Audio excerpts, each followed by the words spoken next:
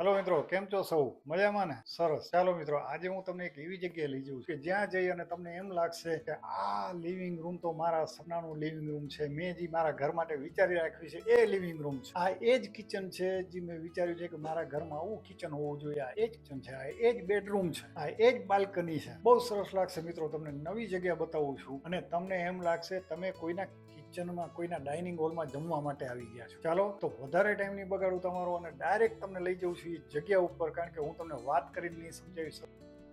જો મિત્રો, આ છે એ જગ્યા જે જગ્યાના બારામાં મેં તમને વાત કરી હતી. આ લિવિંગ રૂમ છે. લિવિંગ રૂમની અંદર જો આખું સેટઅપ કઈ રીતે કરેલું છે ને આ શોરૂમ છે.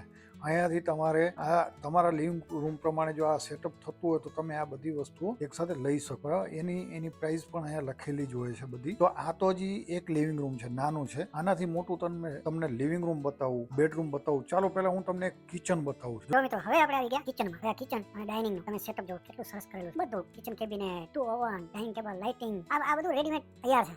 અહીંયા લોકો શું કરતા હોય છે કે અહીંયા ઘરેથી મેઝરમેન્ટ લઈને આવતા હોય છે, અમારું કિચન આ ટાઈપનું છે, આ સાઈઝનું છે. ને અહીંયા મિત્રો અમુક ટિપિકલ સાઇઝ છે, જે સાઇઝ 3 થી 4 સાઇઝો જે તમને રેડીમેડ મળી જાય. અને અહીંયા જે લોકો ઘર બનાવે ને પોતાની, એ પણ સાઇઝ એ પ્રમાણે રાખે. કિચનની સાઇઝ છે કે લિવિંગ રૂમ છે, બેડરૂમ છે, કે જેની અંદર કબાટ રેડીમેડ બધું આવી જાય, કે તમારે ફર્નિચર કાર્પેન્ટર બોલાવીને ફર્નિચર બનાવડાવવું ન પડે, કારણ કે બનાવવા જાય બહુ મોંઘું પડી જાય.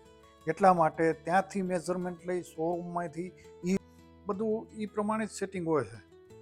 એટલે ને અહીંયા જો ઘરે કાર્પેન્ટરને બોલાવીને, આપણે ઇન્ડિયાની અંદર જેમ ઘરે કાર્પેન્ટરને બોલાવીએ આપણે અને ઘરનું ફર્નિચર બનાવડાવીએ, એમ જો અહીંયા ફર્નિચર બનાવવા જાય તો બહુ મોંઘું પડી જાય. આ જો એકથી એક ચડિયાતું છે, બધું સેટઅપ કરેલું રાખેલું હોય છે. સેટઅપ એ રીતે કરેલું કે તમારો આ સાઇઝનું લિવિંગ રૂમ છે તો એના પ્રમાણે આ બધું સેટઅપ અંદર વ્યવસ્થિત આ પ્રમાણે થઈ જશે. એટલે લોકોને બહુ ઓલી ટેન્શન નહીં, ઓલું કે અલગ અલગ વિચારવું, અહીંયા આ કેમ રાખશું, આ કેમ. અહીંયા તમે જોઈ લો કે આ રીતે મૂકેલું છે. આટલું મોટું તમારું લિવિંગ રૂમની સાઇઝ, આ સાઇઝ છે તો એની અંદર આ પ્રમાણે સેટિંગ થઈ જાય એવું.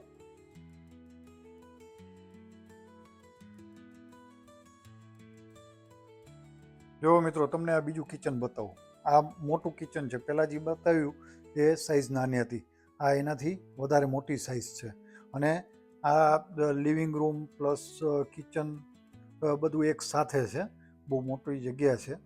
તો વચ્ચે ખાલી એક સોફા સેટ મૂકી, એની પાછળ પાર્ટીશન નાનું કરેલું છે, 3 ફૂટ હાઇટ જેવું.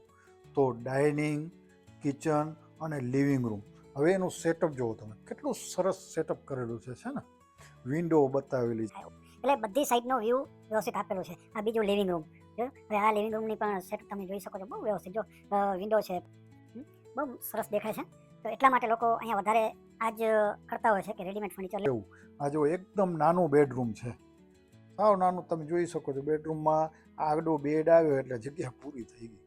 પણ સેટઅપ કઈ રીતે કરેલું છે એમ તમે જોયું. બધું આવી ગયું અંદર. રેક આવી ગઈ, કપડાની રેક, ટેબલ, પછી ટોટલી વસ્તુ આવી ગઈ.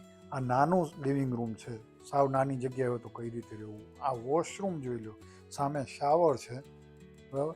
આ વોશ બેસન, એની નીચે કેબિનેટ, સામે શાવર, આ વોકિંગ ક્લોઝેટ.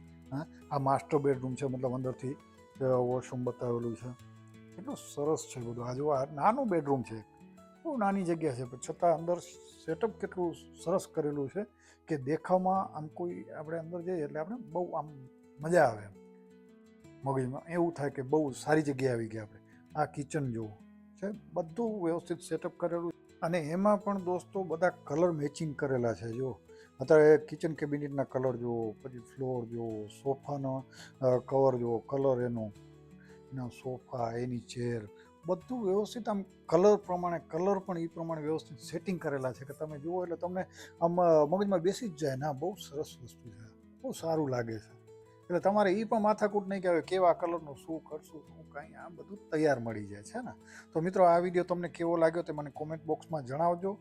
અને જો પસંદ આવ્યો તો લાઇક, શેર અને સબસ્ક્રાઈબ કરી નાખજો, જેથી બીજો વિડીયો અપલોડ કરું એટલે તમને જલ્દીથી નોટિફિકેશન મળી જાય. ચાલો મિત્રો, બાય બાય.